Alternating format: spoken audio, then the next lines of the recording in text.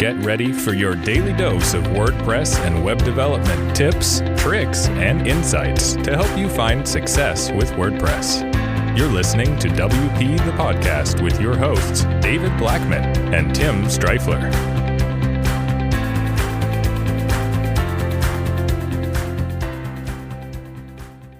Hey everybody, welcome to another episode of WP the Podcast, brought to you by WP Gears. I'm David Blackman. And I'm Tim Streifler. Today, Tim and I are going to talk about whether or not you should turn off comments on old blog posts.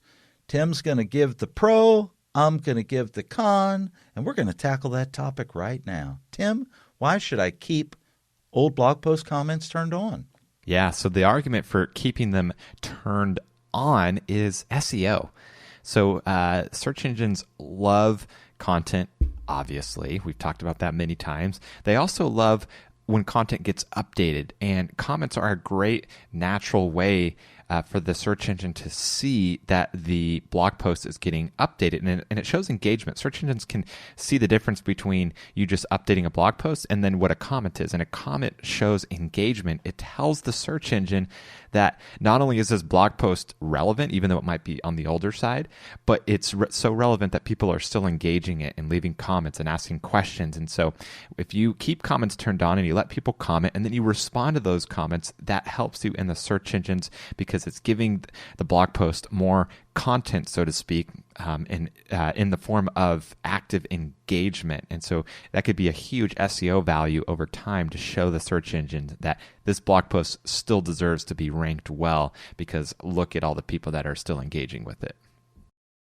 I think those are great reasons why you want to consider turning them on or keeping them on. Here's a couple of reasons why you may want to consider turning them off. The first one is spam. Obviously, bots are out there. People are, there are robots out there. If you have a blog, you've experienced comment spam. Lots of, I remember there was a time where I got so many Viagra, links in my comments on my blog posts. I was like, oh my God. And, they're just trying to get links in as many websites as they can. So there are some things that you can do to battle comment spam. We've talked about it in a recent episode. Go check it out. I don't remember which number it is, but within the last week or so, we've talked about comment spam and stuff and what you can do.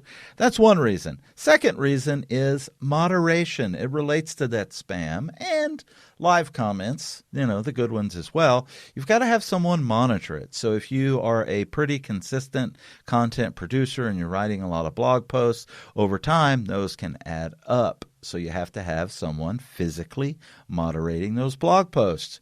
So if you're not in a position to where you have a team or a team member that's their sole job is managing and moderating your blog content and comments, you might want to consider turning them off because time is money. I'm going to go ahead and just kind of put my vote in here. I think that, the value of SEO is going to outweigh the value of, having to find someone to moderate it and stuff. And it depends on how much traffic you're actually getting. You're going to want to analyze that data and stuff and make that decision based on that. If you're getting 10 hits a month on a blog post, turn the comments off on it.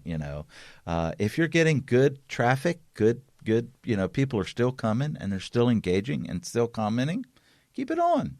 Just make a good logical sense and stuff. But at the end of the day, my opinion is SEO matters, and if you've got some good traffic coming to it, keep it on. Tim, anything else?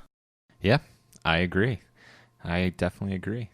That's it for me. All right. Tomorrow on episode 642, we're going to talk about categories versus tags. Speaking of blogging, with WordPress for SEO. Tim, until tomorrow, we'll see you then. Take care. Bye-bye. We've come to the end of today's episode of WP the Podcast. Join us tomorrow for more daily tips and strategies designed to help you run your WordPress business towards success. Remember to subscribe to WP the Podcast so you can stay up to date with each episode. And don't forget to rate and review us. We'll see you again tomorrow right here on WP the Podcast.